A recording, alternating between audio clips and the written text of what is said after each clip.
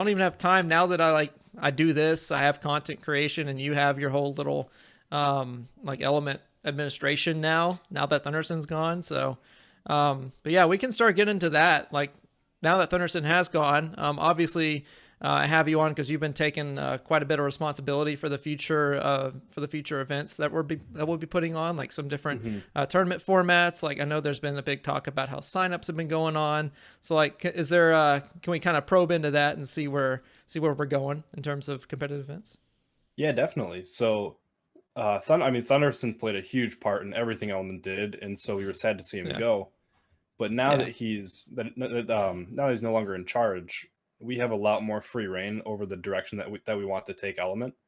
Mm, And so I've been excited to try and come in and say, here's a couple ideas that we can take for tournaments, especially after the last one where we received a lot of criticism based on a couple things. But one thing that I really want to see is a more fair matchmaking. And even if Proletariat doesn't give us that, I'm confident that we see these players enough that we're able to, help rank them and get them paired up in ways that it's going to give us really, really fun matches to watch and really, really fun hmm. matches to play too, where we're not going to see UT or T-Fail or Kamsky kicking out Yeah. 12 and 14 exiles in a match.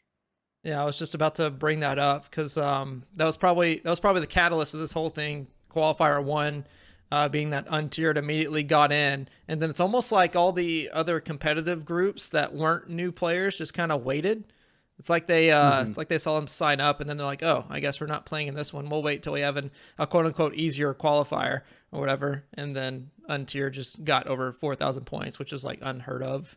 And the next highest is Right. like what 3,800, 3,700.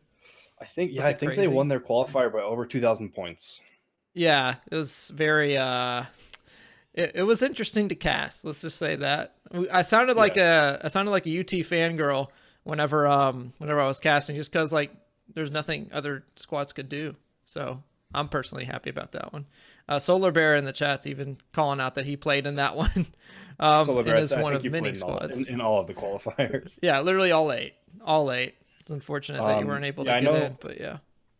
I know that leading up to that tournament, the top teams, like the top 10 or 12 teams, were all screaming every single night Yeah. over in the UT Discord, and so they were just while they were having their outside communication, and maybe they were trying to get into their own qualifiers or whatever they were doing, but Mhm. that was just the sharpest knives going up against each other every single night. Mhm. Making sparks and just trying to get better together. Yeah, as my father always says, iron sharpens iron, and unfortunately, that's not the rank that everyone's playing at. It's like a diamond or challenger or higher. Um, but yeah, I'm glad to hear that in the future we're going to be getting some more equal qualifiers. So one thing we've been talking about on the inside is possibly bringing in a one-time sign up type of deal. Anything you can expand on that y'all are ready to reveal or what? Yeah, definitely. So, I mean, one thing that we're phasing out is the scrim rolls.